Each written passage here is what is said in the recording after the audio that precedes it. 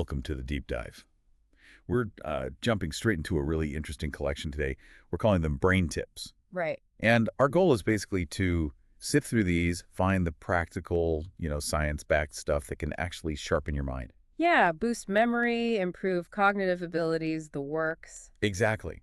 And we want to give you strategies you can actually use, like, right away in your daily life. Without it feeling overwhelming, yeah. We want actionable insights. And it's pretty cool because some of these tips suggest that really small changes can make a difference, like changing where you eat lunch or learning one new word a day. Seems minor, but the idea is they have a tangible impact on your brain. Okay, so let's dig in. First up, this idea about our environment, environmental stimulation, as the sources put it. Yes, and the core idea here is novelty, introducing new things. So the tips say things like find a new lunch spot, take a different commute route, maybe even just shuffle things around at home. Exactly. Consciously changing your surroundings. It's that unexpected element, right? That feeling of newness. Why is that actually good for our brains? What's happening? Well, novelty is like a really potent trigger for brain activity. When things are new, your brain has to, work harder. To figure it out. Yeah, to process it, map it, understand it.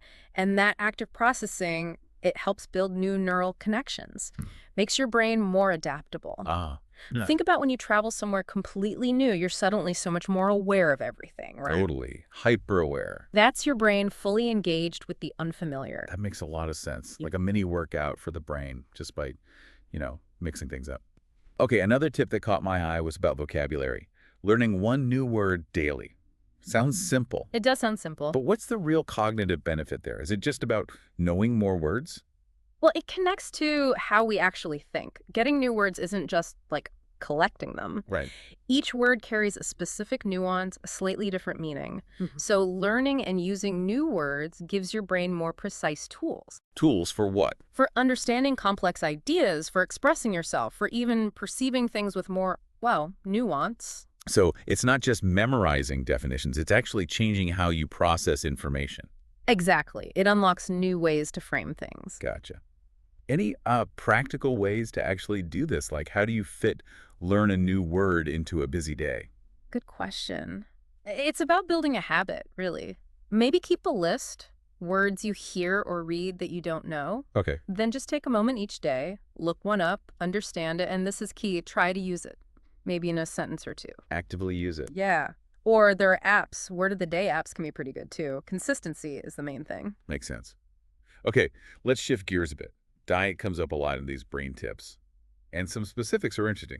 Fractal vegetables, like broccoli, cauliflower. Ah, yeah, fractal. It refers to their shape, Yeah. the repeating patterns in the fluoresce. Right. But the interesting part is some research. Harvard did a study linking eating more of these cruciferous veggies, in women specifically, with better memory test performance. Any idea why? Well, the exact reason is still being explored, but these vegetables are packed with antioxidants and other compounds. They're thought to support brain health, maybe protect against decline. Fascinating. The structure itself might be a clue.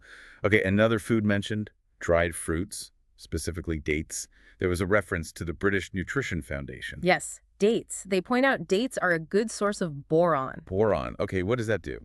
It's a trace mineral, and it seems to play a role in cognitive stuff like attention and memory. Interesting. The tips even mention a possible link, maybe needing around 200 grams a day to improve motor skills, but, more research is needed there. Still, interesting potential. So dates aren't just sugar. What about blueberries? They always come up as a brain food. Oh, yeah. Blueberries are definitely top tier. It's mostly because they're loaded with antioxidants, especially anthocyanins. And those protect the brain. They help protect brain cells from damage, from free radicals. Plus, they taste good, they're easy to find, easy to eat, practical. True. And lastly, on the food front, orange juice, connected to a Texas Women's University study. Right.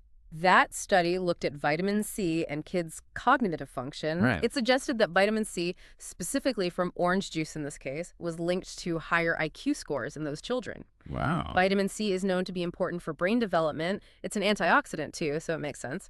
Another dietary angle for cognitive support. It really is striking how everyday food choices might impact our brains. Okay, let's switch to our senses. One tip was about using touch more actively, like feeling coins in your pocket and telling them apart without looking. Yeah, that one's interesting. It's about sharpening your tactile sense, your ability to feel fine differences, but Okay. it's also about being mindful, focusing your attention during those idle moments instead of just zoning out. It's like a sensory workout. I like that. Sensory workout. Yeah. And then the tip about showering with your eyes closed Yeah. seems a bit tricky. Haha, maybe a little. But think about it. Showering hits multiple senses already, right? Touch, smell, sound, warmth. Sure. If you take away the dominant sense, vision, you force your other senses to step up to process the experience more intensely. Ah, I see. You notice the feel of the water more, the smell of the soap. Exactly. It heightens that sensory awareness, which stimulates the brain in a different way, might even make you appreciate those senses more. That's a neat way to shake up a routine. Okay, moving to more like direct mental exercises. Brainstorming comes up for boosting creativity. How does that work? Well, brainstorming is all about letting ideas flow freely, right? No judgment at first. Yeah, just get it all out there. And that process, that free-flowing generation, it actually trains your brain.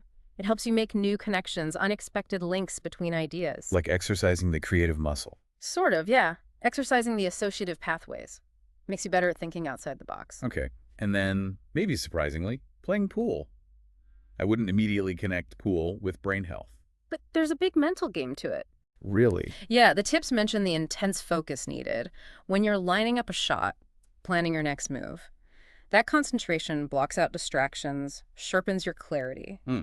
And beyond just the focus, there's strategy, spatial reasoning, thinking ahead. It's a mix of physical skill and real cognitive work. I can see that now. More than just knocking balls around. Okay, essential topic. Rest. Getting good sleep, we know it's vital, but why specifically for the brain? Oh, sleep is absolutely fundamental. During sleep, your brain is incredibly active, actually. Doing what? Consolidating memories, for one. Right. Moving things from short-term to long-term storage. It's also like cleaning house, clearing out metabolic waste that builds up when you're awake. Right, the cleanup crew. Exactly. And if you don't get enough sleep, your ability to learn, to focus, even manage emotions, it just plummets. It's essential brain maintenance. Crucial. And related to rest, meditation is mentioned. There was a university study Yeah, the tips referenced a study where students meditated for 30 minutes before an afternoon test. and compare them to nappers. Right, and the meditators actually scored better than those who napped for the same amount of time. Interesting. So meditation might be better for immediate focus. It suggests that, yeah, it seems to help with focus, attention, maybe by reducing that mental chatter, that mind wandering. Compelling stuff. Okay, back to some unusual ones. Eating with your non-dominant hand. Sounds messy. Haha, probably is at first. But that awkwardness, that's kind of the point. How so? By making yourself do something familiar in a completely new way, physically, you're activating different neural pathways. Hmm. Your brain has to learn a new motor skill. So it's building new connections. Exactly. It can improve dexterity and strengthen communication between different brain areas. It's a novel physical challenge for the brain. Cool. And then aerobic exercise. Good for the body, we know that, Mm-hmm. but the direct brain impact. It's pretty direct, actually. The tips mention a University of Illinois study showing aerobic exercise can literally increase brain volume. Increase the size of your brain. In certain areas, yeah. Particularly areas involved in memory and learning. Exercise boosts blood flow to the brain, bringing oxygen, nutrients. It helps brain cells grow and survive. So getting your heart rate up is literally feeding your brain. You got it. It's not just physical fitness, it's actively building a healthier brain. Okay, last tip we pulled out.